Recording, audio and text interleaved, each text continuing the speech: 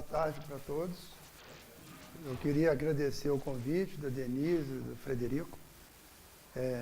Faço isso com todo carinho, com emoção e muita gana, realmente.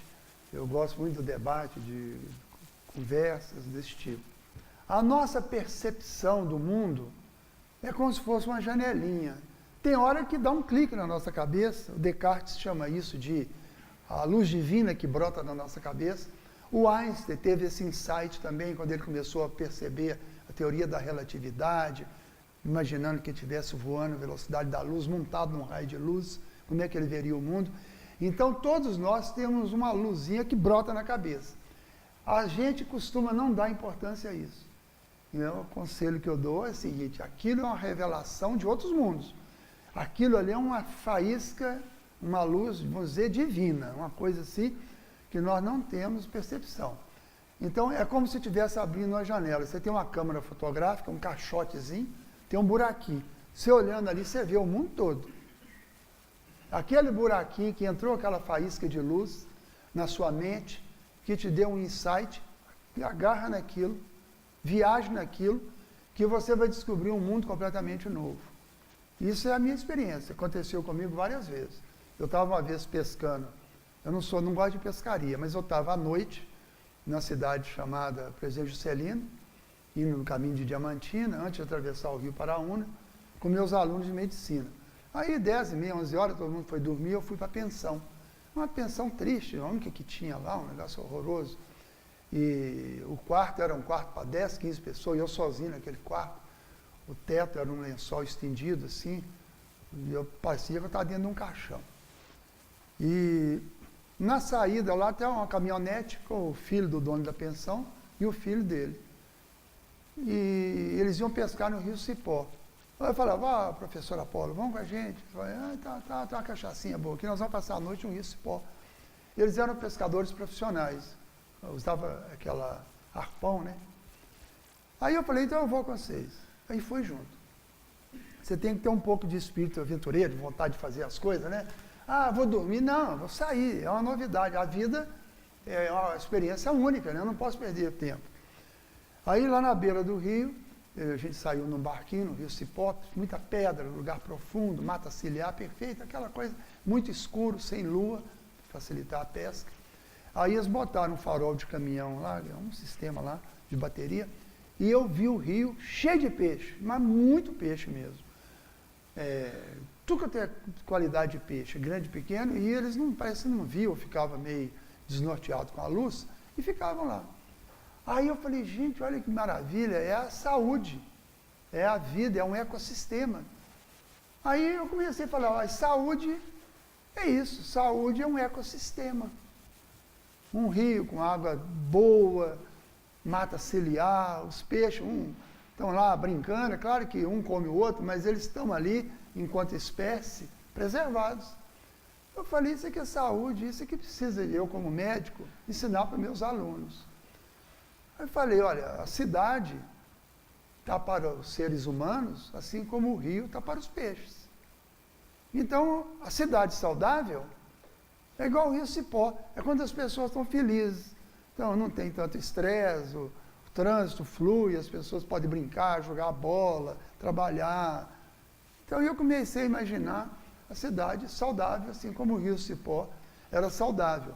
E eu confirmei na volta a Belo Horizonte, passando em Lagoa Santa, em cima do Rio das Velhas, um rio escuro, sem brilho, de vez em quando passando peixe morto, um mau cheiro horroroso dos esgotos de Belo Horizonte.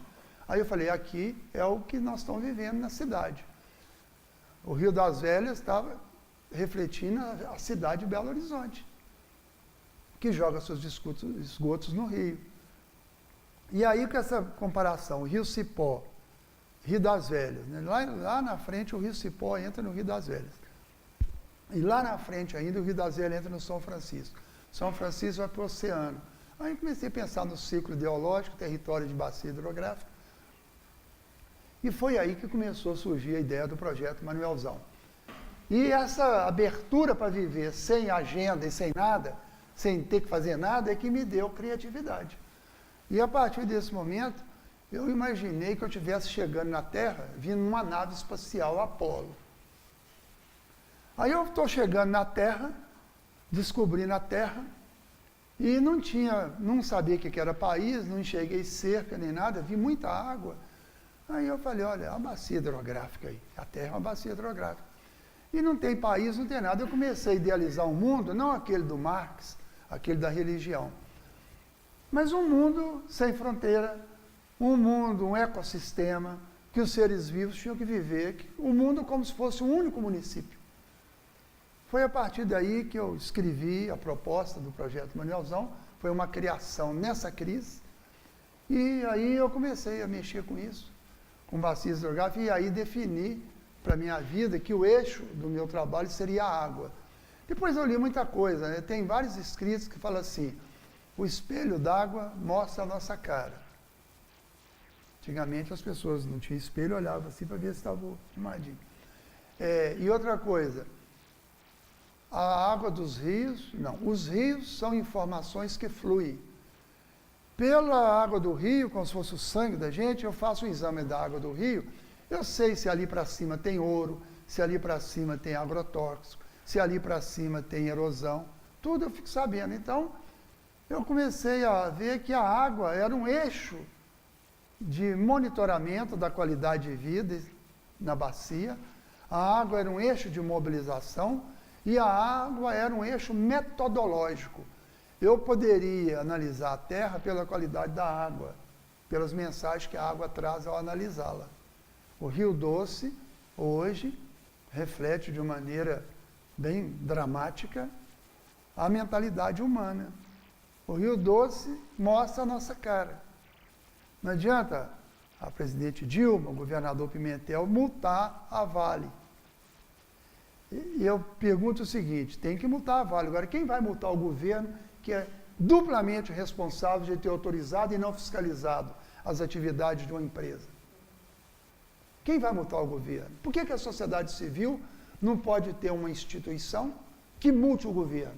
Nós temos que propor isso, criar um negócio aí, uma instituição, representante da sociedade civil, que tenha poder legal de multar o governo.